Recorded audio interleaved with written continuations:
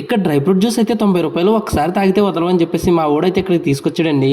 ఈ ఎండాకాలం సాయంత్రం చల్లగా ఏదోటి పడాలని చెప్పేసి మా కిషోర్ గడ్ అయితే బార్కి వెళ్దాం పదరామయ్య అన్నాడండి. చిచ్చి బార్లు బీర్లు మనకు అలవాట్లు ఎవరంటే, నేను చెప్పింది ఆ బార్ కాదురా, కేఎస్వి వారి జ్యూస్ బార్ ఉంటుంది మన కడియంలో అని చెప్పేసి ఇక్కడికి అయితే తీసుకొచ్చాడండి.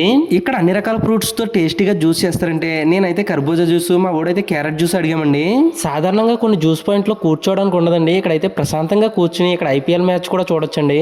చాలా మంది యువత ఈ ఐపీఎల్ చూస్తూ ఆనందపడకుండా బెట్టింగ్ మోజులో పడి వాళ్ళ జీవితాలను అయితే చేతులారా నాశనం చేసుకుంటున్నారండి. దయచేసి పేరెంట్స్ ఎవరైనా ఈ వీడియో చూస్తుంటే మీ పిల్లల యొక్క ప్రవర్తనపై దృష్టి సారించండి.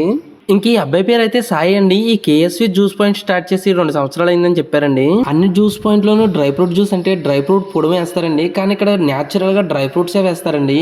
ఇంకా డ్రై ఫ్రూట్స్ తో పాటు షుగర్, ఐస్ క్రీమ్, అలాగే టోన్డ్ మిల్క్ అని చెప్పేసి గడ్డగట్టిన మిల్క్ కూడా వేసాడండి. ఇంకా అవన్నీ మిక్సీ పడుతూ ఈ లోపల చిన్న మిషన్ తీసుకుని బాదం పప్పుని చిన్న చిన్న బద్దలుగా అయితే చేసి ఒక గ్లాస్ తీసుకుని చాక్లెట్ సిరప్ వేసి తర్వాత అయితే ఆ డ్రై ఫ్రూట్ జ్యూస్, తర్వాత దాంట్లో ఐస్ క్రీమ్ కూడా వేసాడండి అబ్బాయి. ఇంకా తర్వాత అయితే చెర్రీస్, క్రిస్మస్, అలాగే జెల్లీస్, ఇంకా తర్వాత గ్లాస్ పైన చేతి కిందంతా జీడిపప్పు తీసి పైన వేస్తాడండి.